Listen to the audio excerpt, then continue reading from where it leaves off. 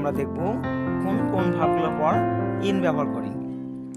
অর্থাৎ ভিউয়ার্স, কিছু কিছু অ্যাডজেক্টিভ আছে যেগুলোর পর ইন ব্যবহৃত হয়, কিন্তু এই ভিডিওতে শুধুমাত্র যে ভার্বগুলোর পর ইন বসে সেই ভার্বগুলো আলোচনা করব, সেই সঙ্গে সেই ভার্বগুলোর অর্থ কী কী হয় সেটাও আলোচনা করব। তো চলুন কথা না বাড়িয়ে মূল আলোচনায় ফিরে যাই। ফার্স্ট অফ অল আছে অ্যাকুয়াস। অ্যাকুয়াস কথার অর্থ হচ্ছে অনুবর্তী হওয়া, এরপর সর্বদা ইন বসে। দেন হচ্ছে ডাবল। ডাবল কথার অর্থ হচ্ছে সিক্ত করা। সিক্ত করা মানে ভেজানো, পানি দিয়ে ভেজানো, কিছু দিয়ে ভেজানো, এরপরেও ইন বসে। দেন হচ্ছে ডিলাইট। ডিলাইট শব্দের অর্থ হচ্ছে আনন্দ দেওয়া, এরপরেও আমরা ইন বসাবো। দেন হচ্ছে এমপ্লয়। এমপ্লয় কথার অর্থ আমরা সবাই জানি। এমপ্লয় শব্দের অর্থ হচ্ছে নিযুক্ত করা, কোনো কাজে নিযুক্ত করা, এরপরেও ইন বসে। দেন হচ্ছে এনলিস্ট।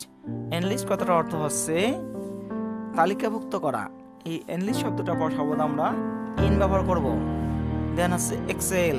এক্সেল মানে হচ্ছে অতিক্রম করা বা অতিরিক্ত করা, এরপরেও আমরা ইন ব্যবহার করব। দেন হচ্ছে ফল।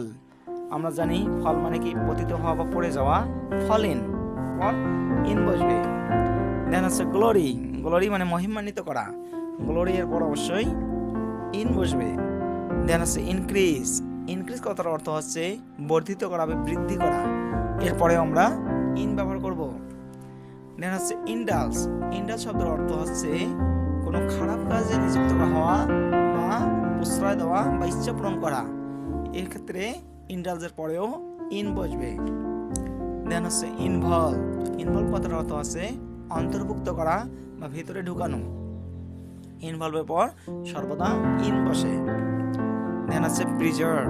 প্রিজার্ভ কথার অর্থ হচ্ছে সংরক্ষণ করা, প্রিজার্ভের পর সর্বদা আমরা ইন বসাবো। আমরা দেখেছিলাম প্রিজার্ভের পর ফ্রমও বসে, আবার প্রিজার্ভের পর ইনও বসে। এরপর আসেন পারসিস্ট। পারসিস্ট কথার অর্থ হচ্ছে জিদ করা, পারসিস্টের পর সর্বদা আমরা ইন বসাবো। তো ভিউয়ার্স, আজকে ছিল এই ছোট্ট একটি ভিডিও। ভিডিওটি ভালো লাগলে অবশ্যই লাইক এবং কমেন্ট করবেন, এবং বারবারই যা অনুরোধ করি সেটি হচ্ছে এই চ্যানেলটিকে এখনো সাবস্ক্রাইব করে না থাকলে অবশ্যই চ্যানেলটি সাবস্ক্রাইব করে পাশে থাকবেন। ধন্যবাদ।